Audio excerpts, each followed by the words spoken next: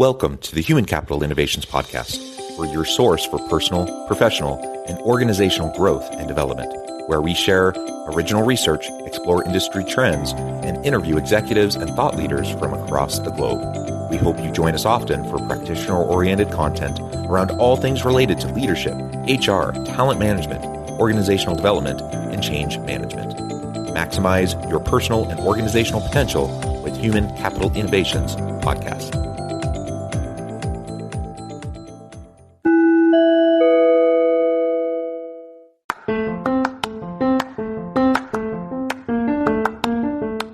If you enjoy the Human Capital Innovations Podcast, enjoy ad-free listening by going to the Patreon page, and please consider contributing even at the producer or sponsorship level. And please leave a review. Thank you for your support.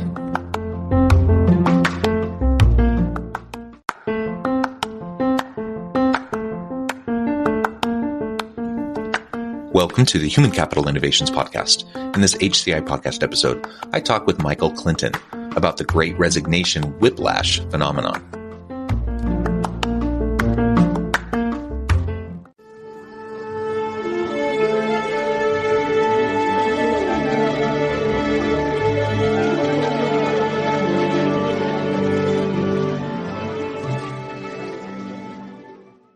Michael Clinton, welcome to the Human Capital Innovations Podcast.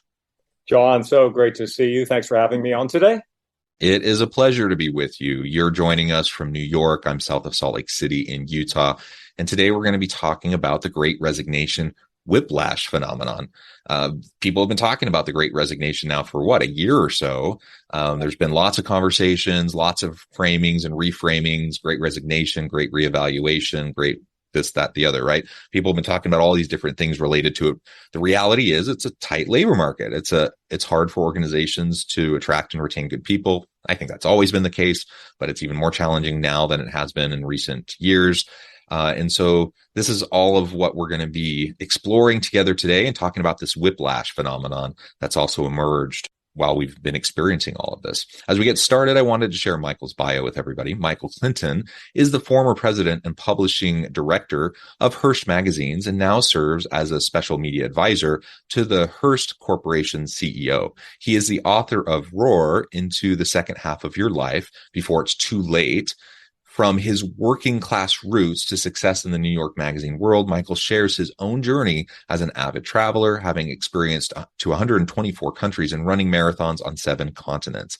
A photographer, private pilot, part owner of a vineyard in Argentina, and founder of a nonprofit foundation, Michael holds a bachelor's degree from the University of Pittsburgh, plus 2 master's degrees from Columbia University and Pace University. He serves on the board of trustees of International Center of Photography and Pace University, and has written for the New York Times, Town and Country, and Runner's World, among many other outlets. He resides in New York and Santa Fe, New Mexico. And in the pre-interview, we were just chatting, and sounds like you just returned from Italy last night. So you've been gallivanting around the world and enjoying all the beauties that are out there.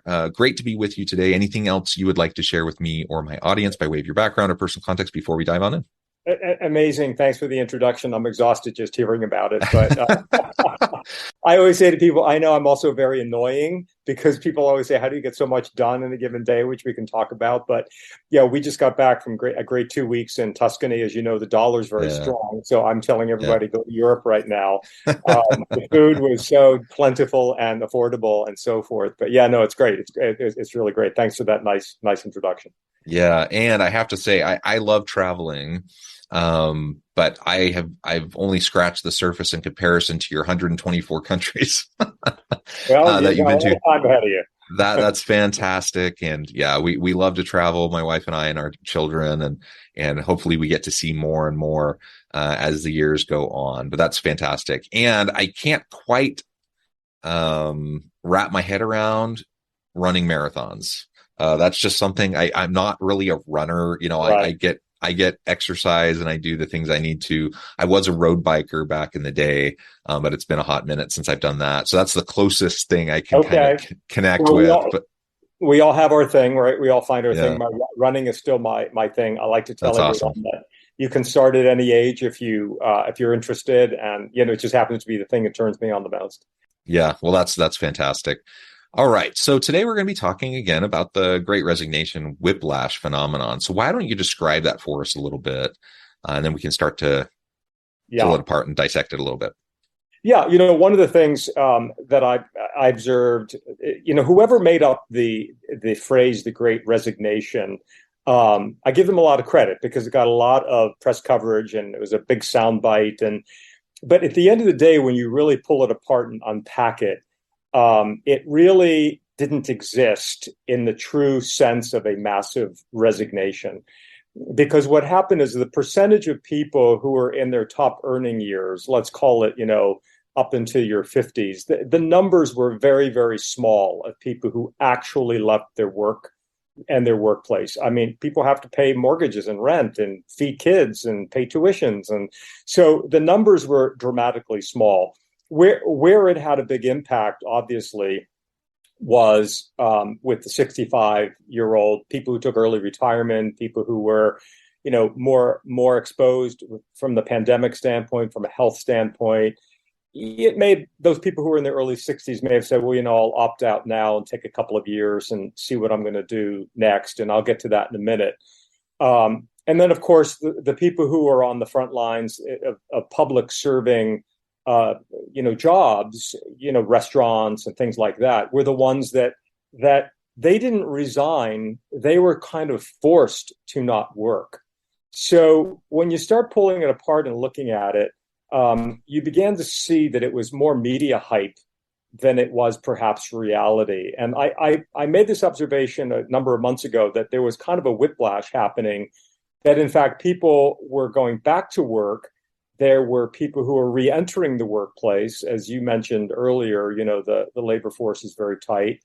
There were a lot of people who were in their early 60s who said, okay, I took a couple of years off and now, I'm ready to go back and do something else. Maybe not what I did, but I want to go back into the workforce. So all of a sudden now you're seeing all of these stories hit about everybody re-entering.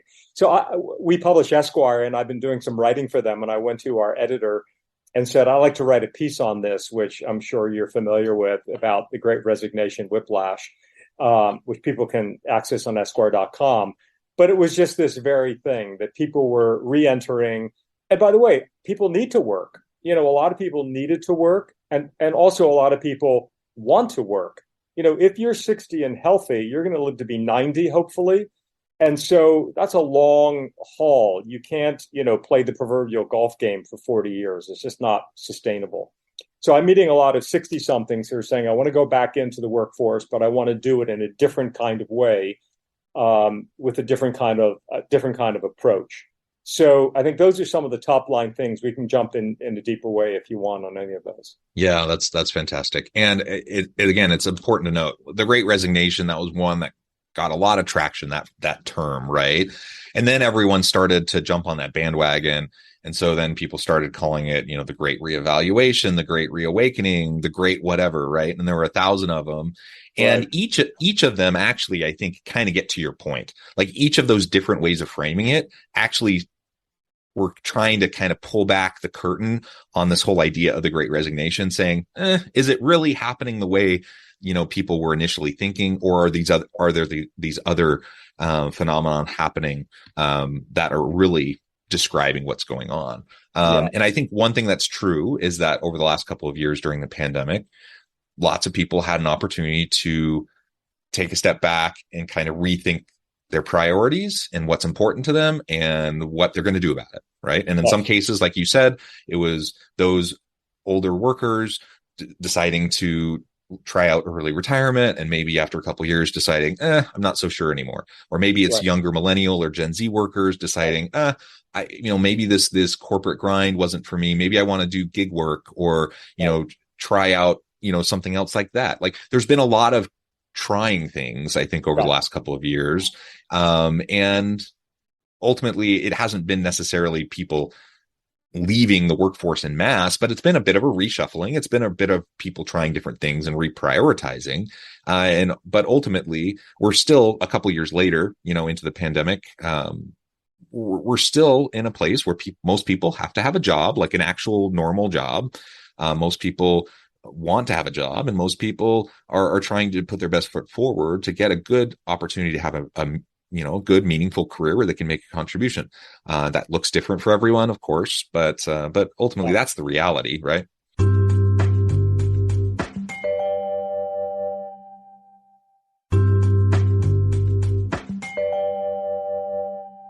Make their Christmas unforgettable with goat guns. Looking for the perfect gift for your husband or man who is a gun lover? Look no further. Goat guns are the greatest gift of all time miniature gun models. They are the perfect blend of quality and detail. From pistols to rifles, there's a goat gun for every collector, history buff, or gamer. Whether for display or for a fun collecting hobby, goat guns will bring joy and excitement to him. Surprise your loved ones this Christmas with a goat gun, the ultimate gift that won't disappoint. Shop at goatguns.com.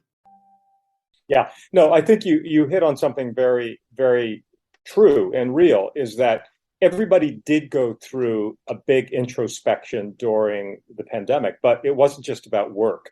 It was about life, right? It was about, am I living where I want to live? Is the person I'm married to or my partner who I want to be with? Many, many things that we all sort of step back. We sure did have a lot of time to think about it. And so I think that work, of course, was one of those things. I think that it has not been written yet, and it is not conclusive yet as to what is really going to happen in the workforce vis-a-vis hybrid work and people working from home. I saw a number today in the Wall Street Journal, you may have caught it, that the swing back now to being back in the office is begun to happen. And companies are asking their people to come back. Many people want to go back. Younger professionals who, need to be networking and meeting, peers and colleagues and finding their mentors and, getting their professional underpinnings. I think being in a work environment is good, and it's healthy, especially for someone who's just starting out.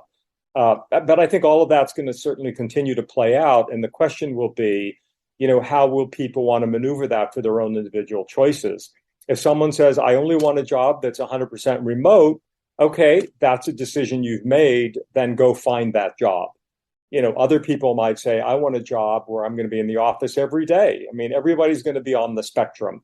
So people have to find companies and jobs and organizations that will accommodate them, and vice versa, in terms of what is next. But I think you're right that we did go through a big, evaluation. And I think part of that evaluation was also, which you touched on, people who were slightly older saying that they want to work longer. And I think part of we're entering a very dramatic moment. As you know, the population is getting older fast. And in 8 years, those first millennials are going to be turning 50. And, every day, I know, right? It's hard to believe. Every day, 10,000 people are turning 65. And this is not your 65-year-old parent or grandparent that you knew. These are people who are dynamic and vibrant and want to continue to work. And environments are still very ageist in companies and business. And how are they going to accommodate this aging population who not only want to work longer, but need to work longer, especially people who are not in professional managerial roles, but everyday workers who aren't going to be able to just live on their Social Security for the next 30 years. So we're going to have a big reckoning happening, in the culture and in the Western world, in the UK and Italy and Germany and Japan. It's already happening. So yeah, lots on this front.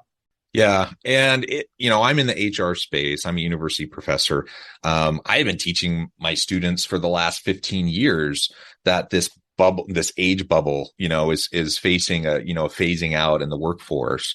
And there's been a variety of factors that have somewhat delayed, what people were even talking about a decade and a half ago. But the reality is we continue to age. Longevity is increasing as well, of course. And the number of healthy years that people have is increasing and such. And so people can work longer and want to work longer. So that's in part delaying this. And economic ups and downs have also been part of what's at play here. But the reality is, yes, there's this dynamic of like trying to figure out with different populations in the force, with different age clusters in the workforce, and really just, getting beyond these general classifications of groups of people, but getting into really what every individual wants in your organization for their own careers. Getting back to the priority conversation we were having earlier, that's going to be really important, right?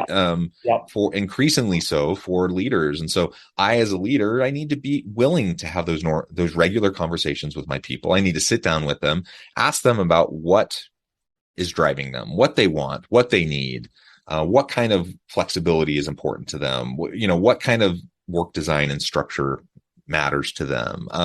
Having those regular conversations with people are going to be essential, so that we can tailor things in a way that will fit the people that we're working for, because it's going to be increasingly harder and harder to get really great people and to hang on to them.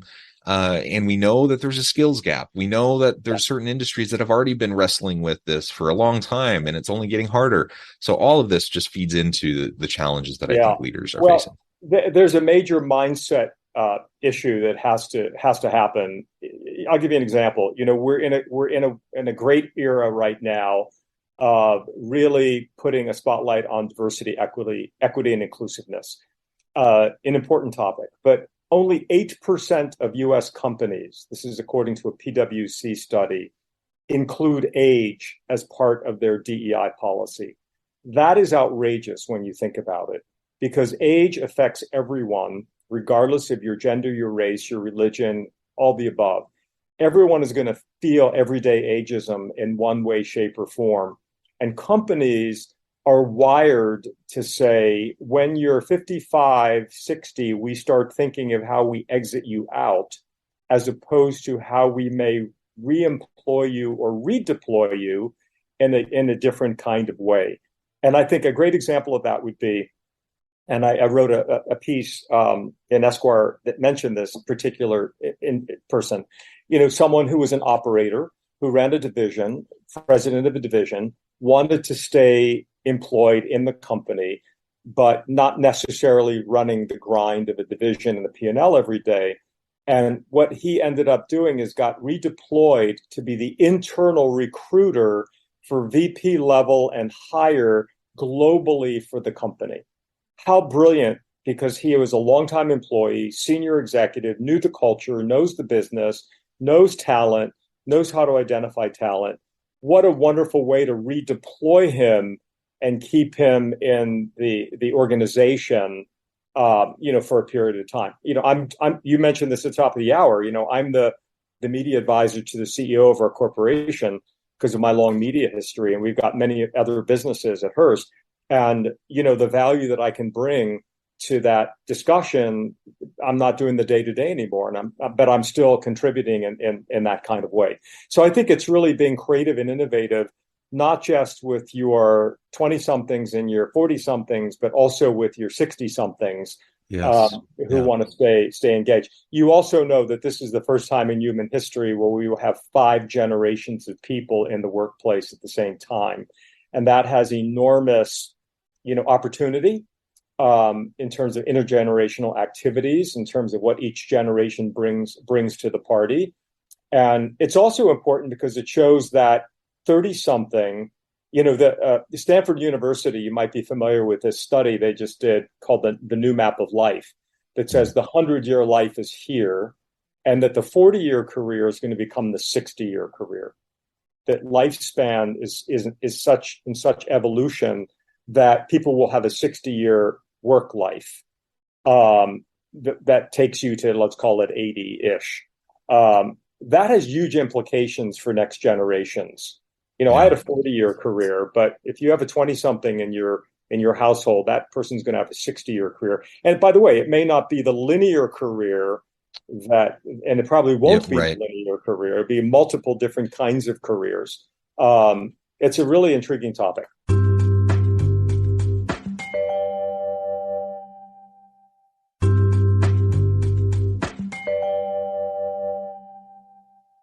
I love it. And I love the focus on the ageism piece. I see that all the time. I'm 43, so I'm not yet of the age where I've experienced that directly myself. Right.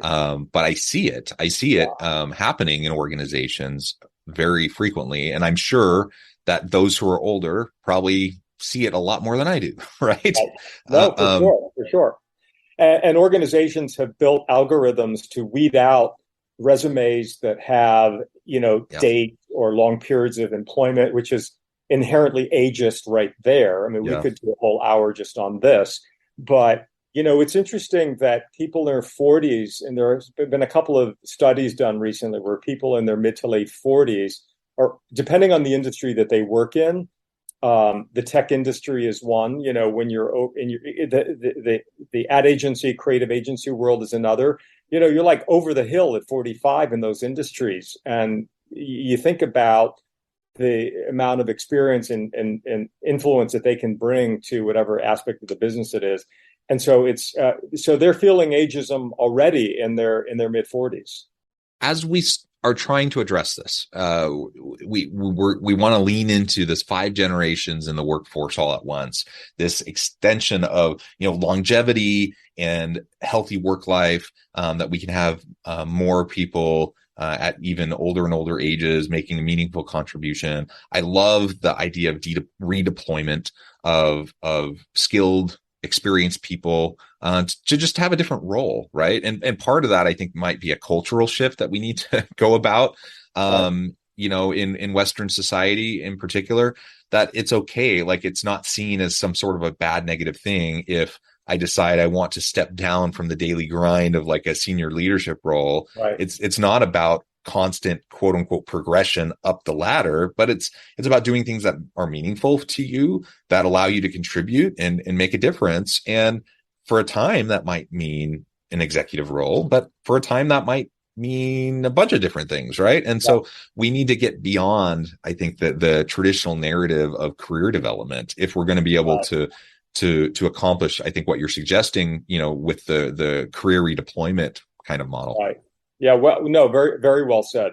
A part of this has to also be companies and individuals embracing this notion of lifelong learning and always learning something new and getting new skills. In my world, which was the print magazine world, when the digital world happened, I had to get all of my team to become digitally savvy.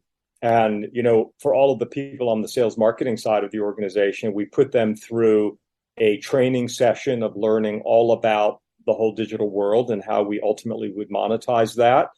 That was the company making a commitment to them to give them a new skill set. But there are all sorts of continuing education programs, master's degrees, certificates, where people can go and learn new things that will help them, if not in their existing career, make a leapfrog into something different. I just saw one the other day, becoming an expert in data analytics, really big subject right now.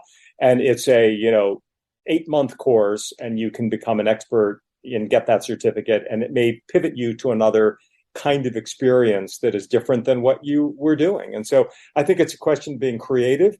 People always say to me too, well, I don't have the money to do it. I always say there's a lot of money out there, especially for people who are at midlife. There's something called Scholarship Owl, which you might be familiar with. There are lots of sources for financial aid. I just, a guy reached out to me who had read the book. He applied to a leadership program at one of the Ivy League schools, which he couldn't afford, but because he had spent his whole career in nonprofits, there was an opportunity for him to get a scholarship to do the program. So, you have to do the research. You have to go out and find it and find your way.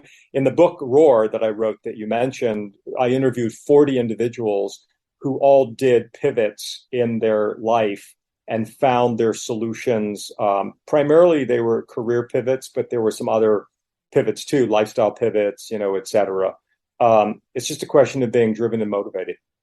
Yeah. And I love reskilling, upskilling, being lifelong learners, just the idea that we can't ever be complacent. The rate and pace of change is just accelerating. I was having a conversation with someone here at the university just last week who has been here for 35 years. And you can imagine the technological shifts that she has seen over that time period.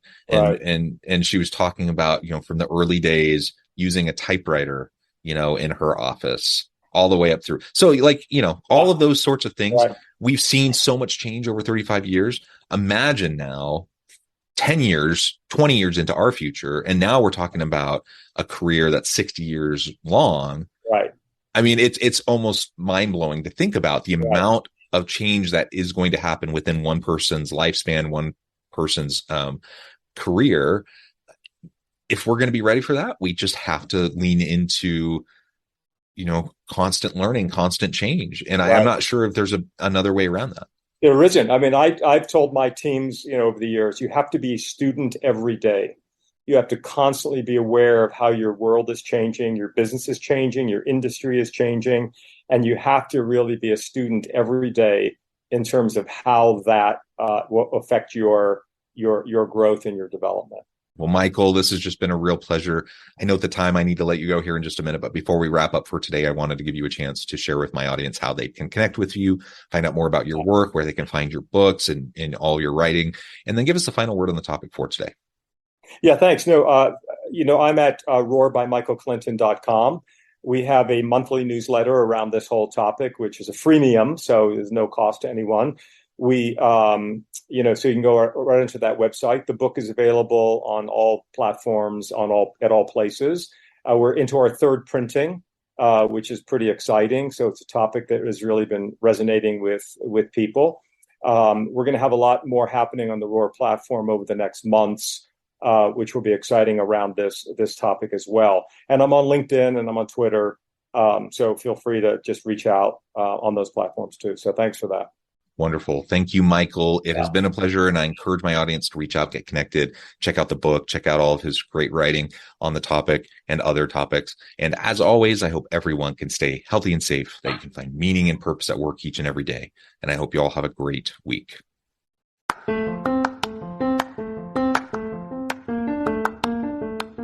you enjoy the Human Capital Innovations podcast? Enjoy ad-free listening by going to the Patreon page, and please consider contributing even at the producer or sponsorship level. And please leave a review. Thank you for your support.